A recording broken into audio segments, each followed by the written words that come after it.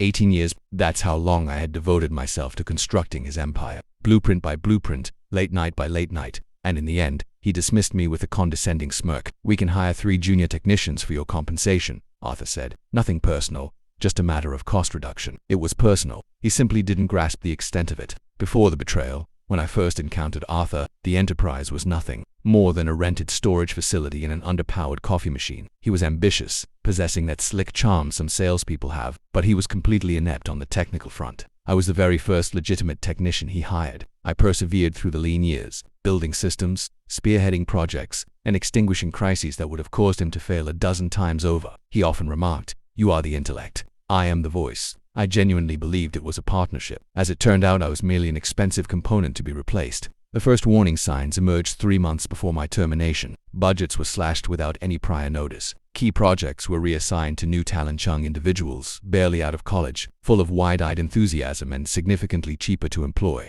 My access to specific meetings mysteriously vanished. Then came the audit of my department, which focused not on performance but exclusively on cost. Arthur began to avoid my gaze in the hallway. It was then that I realized the blade was already halfway in. The meeting lasted a mere 6 minutes. He had my severance paperwork ready before I had even taken a seat. "Nothing personal," he repeated, as if reciting a well-rehearsed line. "You've done remarkable work, but we must consider the financial bottom line." I simply nodded, gathered my personal effects in silence, and shook hands with people I had mentored for years. I walked out without a single glance backward. But walking away was not the same as letting go. The shift in my mindset occurred right there. Arthur believed he had stripped me of my authority when he took my position. In reality, he had handed me a weapon. 18 years had given me more than a title. I knew every project, every patron, every hidden defect in the machine he called a business. And unlike Arthur, I truly understood how all the components fit together and, more importantly, how to systematically dismantle them. So, I smiled, signed the severance document,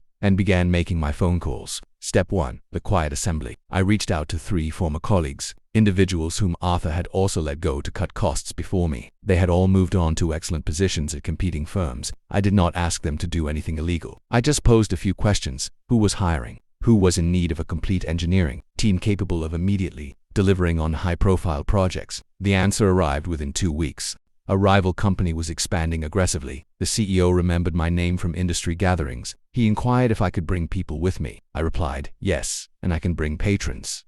Step 2. The systematic hollowing out. Arthur hadn't just eliminated my role. He had filled the enterprise with inexperienced juniors who were entirely dependent on my processes. These were systems I had designed, meticulously documented, and quietly maintained in my personal files. When I departed, I took the most recent versions. What Arthur was left with was 6 months out of date. Without those critical updates, deadlines would inevitably begin to slip. Step 3. The patron migration. I had been the public face of every major technical pitch for years. Patrons placed their trust in me, not in Arthur. I invited a few key ones to lunch to simply catch up. I never spoke ill of him. I didn't need to. I simply listened, nodding sympathetically when they voiced complaints about the sudden decline in service quality, and casually mentioned that my new team could take on their projects immediately. One by one, they made the transition quietly, a contractually clean process with no need for litigation. The day the panic calls began. It was a Friday, at 9:12 a.m., when my phone screen lit up with his name. By then, 3 of his largest accounts had already terminated their contracts. 2 more technicians had resigned,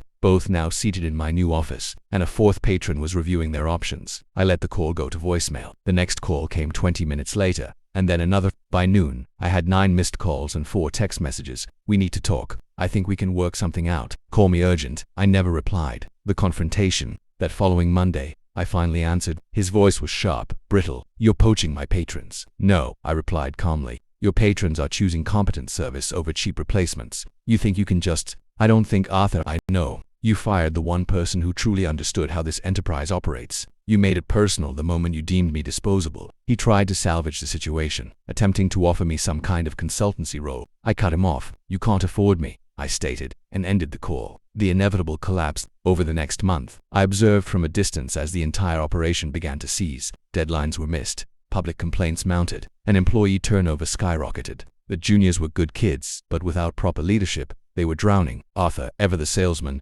tried to plug the leaks himself, but the market took notice. By the end of the quarter, his company had lost nearly 40% of its revenue base. Some people believe that retribution is a matter of pure rage. It isn't. It's a calculated response. It's the quiet satisfaction of knowing you've removed yourself from the machine just before it completely falls apart.